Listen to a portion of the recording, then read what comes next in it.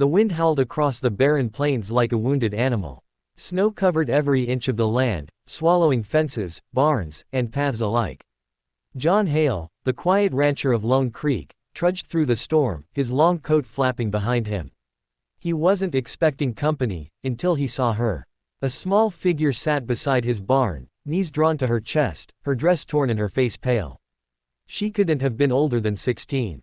"Sir, please," she whispered when she saw him. "I didn't mean to trespass. I just needed to rest." John's heart clenched. Her lips were blue, hands trembling. Without a word, he scooped her up and carried her inside. He placed her near the fire, gave her his old wool blanket, and watched her thaw back to life.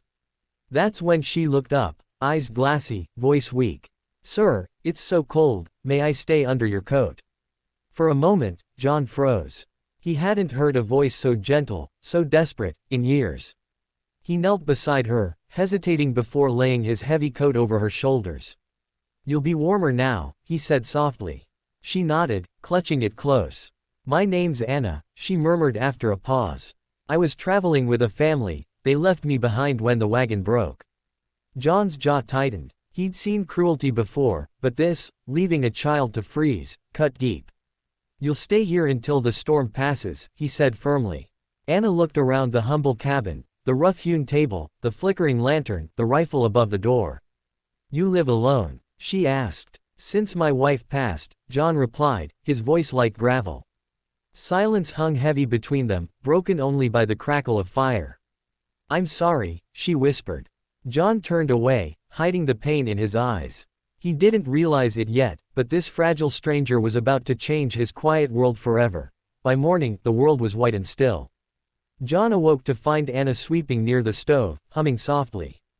His coat still draped over her like a second skin. "You don't have to do that," he said. "I want to. You helped me." Her voice carried a quiet gratitude that warmed the cabin more than the fire. As the day passed, she helped with chores, feeding the horses, cleaning the table, even stitching a torn glove. John watched her, amazed by her spirit. Later, while he chopped wood, she stepped outside, face bright against the snow. "It's beautiful," she whispered. He looked at her, at the courage it took to smile after everything, and something inside him softened. When she turned to go back inside, she stumbled on the ice.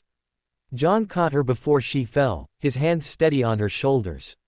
For a second, their eyes met. Neither spoke, but both felt the spark of something new, something fragile and real.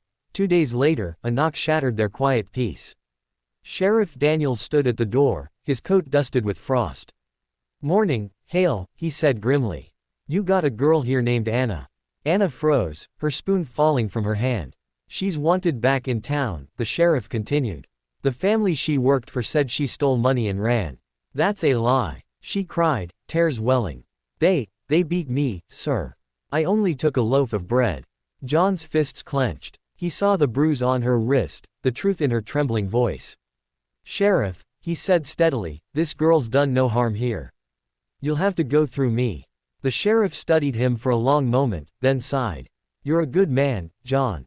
Keep her safe till I sort this out." When the door closed, Anna sobbed. John placed a rough hand on her shoulder.